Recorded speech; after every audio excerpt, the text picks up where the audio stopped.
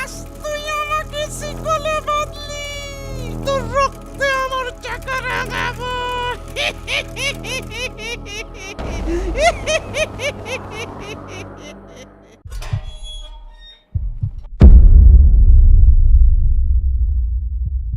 তোরা কি করছিস এখানে? মামা আমরা এই এই গ্যারেজ থেকে বের হয়েছিলাম মামা। আমারে না জিগাইয়া আমার গোডাউন থেকে সাইকেল বের করছিস কেল্লাই? আব্বু আমরা এই সাইকেলটা দেখতে আসছিলাম, কিন্তু সাইকেলটা কেমন জানি অদ্ভুত। হ মামা, পোলা মানে করছিল সাইকেলটা নাকি একলা চলে, তাই আমরা একটু দেখতে আসছিলাম। একা চলে? হ্যাঁ একা চলে। আর ওই সাইকেলের ভয়ঙ্কর রূপের কারণে আজকে আমি তোমার মামিকে হারিয়েছি। আমার সব কিছু কেড়ে নিয়েছে ওই জিন সাইকেল। মা সাইকেলের জন্য দুনিয়া ছেড়ে চলে গেছে? হ্যাঁ, ওই সাইকেলটা একটা অভিশাপ, একটা মৃত্যুর রাক্ষস। যে ওকে নিয়ে খেলতে গেছে সেই ধ্বংস হয়ে গেছে। আমরা তো এইসব জানতাম না মামা, জানলে তো এদিকে আসতামই না। একটা কথা কান খুলে শুনে রাখো, আজ থেকে কেউ ওই জিন সাইকেলের ধারে কাছে যাবে না। তোমাদের দুইজনের জন্য ওই গোডাউনে যাওয়া সম্পূর্ণ নিষেধ।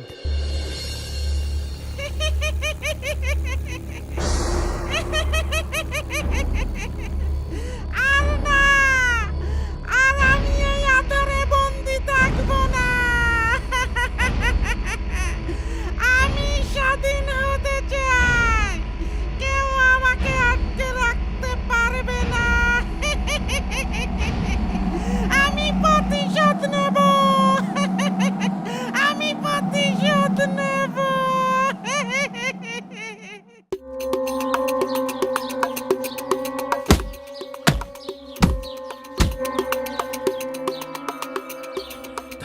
সব তোর জন্য। তোর আশকারা পেয়ে আকিব ওই অলক্ষণে সাইকেলটাকে ঘাটতে গেছে।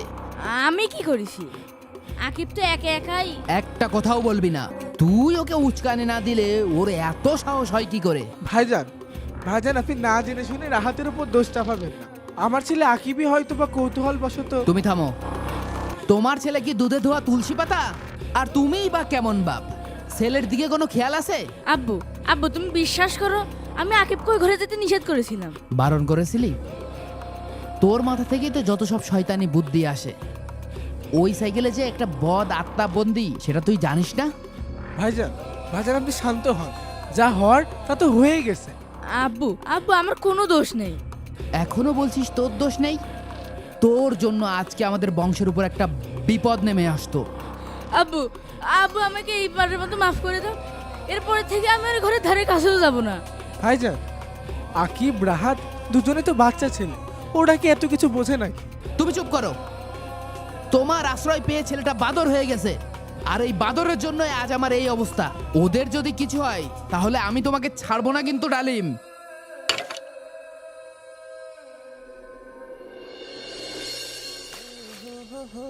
আর সেদিন তো মামার ভয়ে কিছুই করতে পারিনি, তবে আমার কাছে একটা মারাত্মক আইডিয়া আছে। এইবার আমি এর শেষ দেখেই ছাড়ব। মারাত্মক আইডিয়া? কি শুনি? আচ্ছা, তার আগে একটা কথা বলতো, মামার এই অটোমেটিক সাইকেলটা বাজারের ভিতর নিয়ে গেলে কেমন হয় বলতো? মনে কর বাজারের দিন, অনেক লোকজন থাকবে। কি বলিস এসব? যদি সাইকেলটা সত্যি সত্যি মানুষের ভিড়ে একা চলতে শুরু করে, তখন তো কেলেঙ্কারি হয়ে যাবে। সবাই তো দেখে অবাক হয়ে যাবে। আর তার থেকে বড় কথা, যদি আব্বু জানতে পারে, তাহলে তো মেরে আমাদের পিঠে ছাল চামড়া সব তুলে ফেলবে। আরে বাবা, মামা যতই রাগী হোক না কেন, ভাগ্নের উপরে রাগ করে থাকতে পারে বল? হ্যাঁ তাও ঠিক। আরে আমরা তো কারোর ক্ষতি করছি না, আমরা তো শুধু পরীক্ষা করে দেখব। শুধু একবার ভাব, আমরা যদি সাইকেলটার ভিডিও করতে পারি আর যদি একবার ভাইরাল হয়ে যায়, তাহলে বুঝতে পারছিস তো কেমন হবে। কি বলিস? ভাইরাল? তোর আইডিয়াটা তো সেই রে, দারুণ একটা অ্যাডভেঞ্চার হবে। কিন্তু কাজটা কিভাবে শুরু করবি?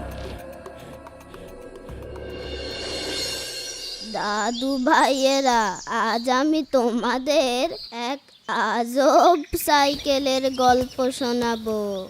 এই গ্রামের সবাই সাইকেলটিকে যে সাইকেল বলে। দাদু আসসালামু আলাইকুম। দাদু, এই গ্রামে নাকি 1980 সালের একটা জিন সাইকেল আছে, বিষয়টা কি সত্য? জিন সাইকেল? কিন্তু তোমাদের বাড়ি কোথায় বাবু? আমরা বাংলাদেশ জাদুঘর থেকে এসেছি দাদু। এই ঐতিহাসিক সাইকেলটি আমাদের জাদুঘরে প্রদর্শনের জন্য সংগ্রহ করতে এসেছি দাদু। তাহলে তো আপনারা তহিদুল ইসলামের কথা বলছেন। ঐতিহাসিক ওই সাইকেলটা ওর দাদাই কিনেছিলেন। সাইকেলটা খুব অদ্ভুত। হ্যাঁ, ঠিকই বলেছেন, আমরা সেটাই খুঁজতে এসেছি। আচ্ছা, এখন বলেন তো সাইকেলটা আমরা কোথায় গেলে পাবো? এই রাস্তা দিয়ে সোজা গিয়ে যান, সামনে থেকে বামে যাবে, তারপরে ডান হাতে দেখবেন একটা বড় নারকেল গাছ। ওর সামনে যেই বাড়িটা দেখতে পাবেন ওইটাই তহিদুলের বাড়ি। দাদু, আপনাকে অসংখ্য ধন্যবাদ।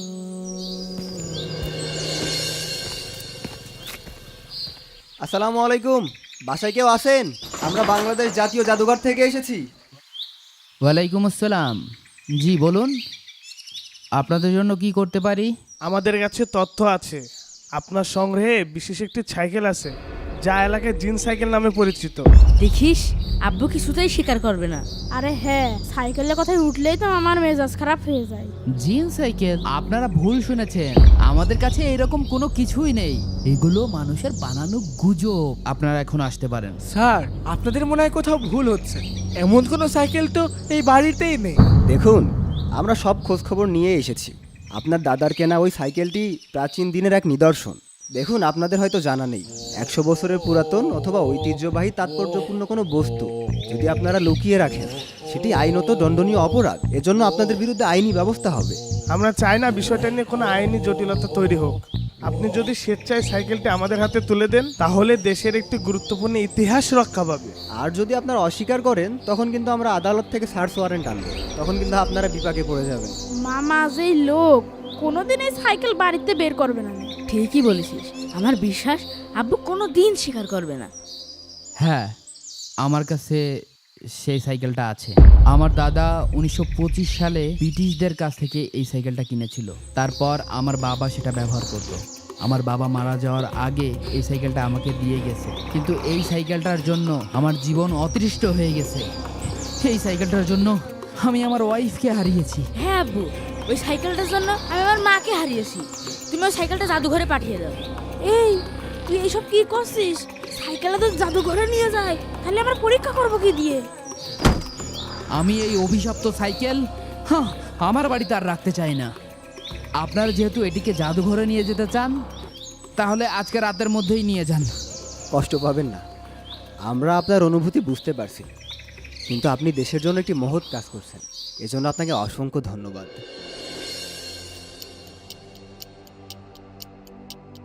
এই শোন, আমাদের পরিকল্পনা যেন কোনোভাবেই ভেস্তে না যায়। একবার যদি আমরা এই জিন সাইকেলটা হাতে পেয়ে যাই তাহলে তো মামা পুরাই বাম্পার। ঠিক বলেছিস, খদ্দেরের সাথে সব কথা পাকা। মালটা হাতে পেলে নগদ 5 লক্ষ টাকা। জীবন আর কি লাগে বল? 5 লক্ষ টাকা? আমার বাপদাদার স্মৃতি, আমার পরিবারের অভিশাপ নিয়ে তোমরা ব্যবসা করতে আইছো না? আর আমাকে আইনের ভয় দেখাচ্ছ? দাঁড়াও, দেখছি। তবে কথা কিন্তু একটাই, আমি নেব 2.5 লাখ, তুই নিবি 2.5 লাখ। কোনো ঝামেলা করবি না, কিন্তু শুধু এতটুকু কথা মাথায় রাখবি, আমরা কিন্তু বাংলাদেশ জাদুঘরের কর্মকর্তা। আমাদের কথাবার্তা, আমাদের হাবভাবে যেন মানুষ সেটাই বুঝতে পারে, না হলে কিন্তু এখান থেকে আমরা প্রাণ হাতে করে ফিরতে পারবো না। আরে তুই কোনো চিন্তাই করিস না, ছোটবেলা থেকে থিয়েটার করে এসেছি, এমন অভিনয় করব না ওরা কিছু বুঝতেই পারবে না। কিন্তু উস্তাদ, আমার না সাইকেলের মালিককে দেখে না কেমন জানি সন্দেহ লাগতেছে। আরে তুই কোনো চাপ নিস না, দেখলি না একটু আইন আদালতের কথা শুনতেই কেমন ভয়ে সব ঠান্ডা হয়ে গেল। এখন চল, কাজটা ছেড়ে ফেলি।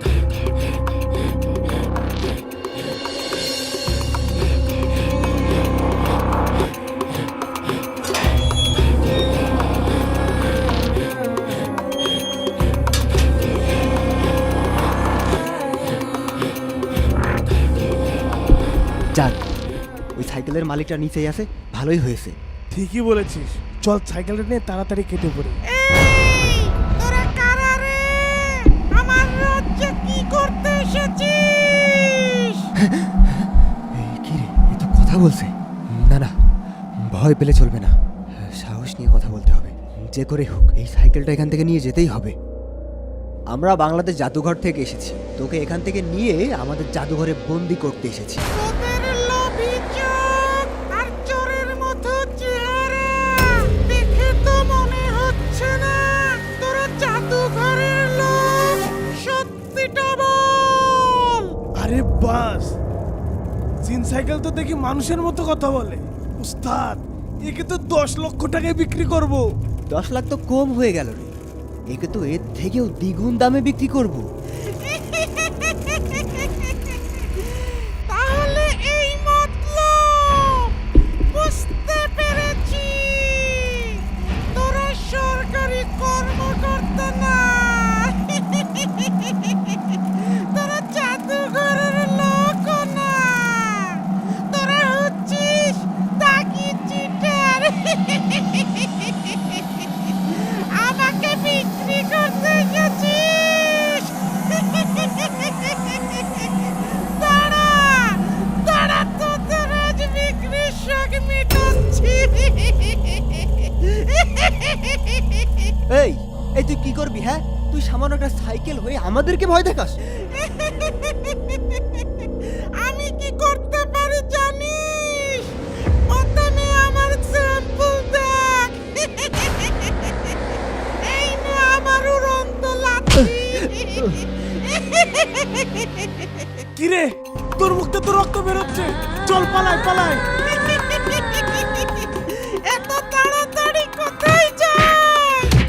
আমার আপ্যায়ন আরো বাকি আছে। এবার খা আমার হ্যান্ডেলের কুত্তা। আমাদের আমাদের ছেড়ে দে, আমরা আমরা চলে যাচ্ছি, চলে যাচ্ছি। এসেছিস যখন খালি হাতে যাবি কেন? নে, এবার স্পোকের খোঁজা।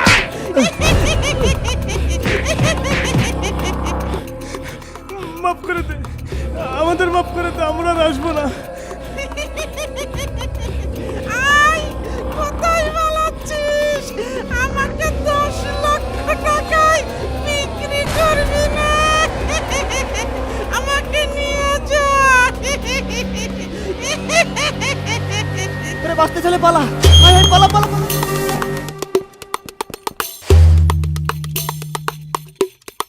জিন সাইকেল নেবেন না? না ভাই, সাইকেল নেওয়ার শখ আমাদের চিরদিনের মতো মিটে গেছে। আমাদেরকে আমাদেরকে যেতে দিন। আরে ভাই, নিয়ে যান। এত কষ্ট করে এলেন, সাইকেলটা নিয়ে যেতে পারলে নাকি 10 লক্ষ টাকায় বিক্রি করবেন? সাইকেল মাইকেল লাগবে না, জীবন বাঁচানো ফরজ। চল উস্তাদ পালাই। মামা, এই দুজন তো প্রতারক, এরা তো জাদুঘরের লোক না। আমি জানি আকিব, আমি শুরু থেকেই জানতাম ওই দুইজন ছিল প্রতারক। কারা কারা জিন সাইকেলের 3য় পর্ব চান একটু কমেন্ট দিয়েন।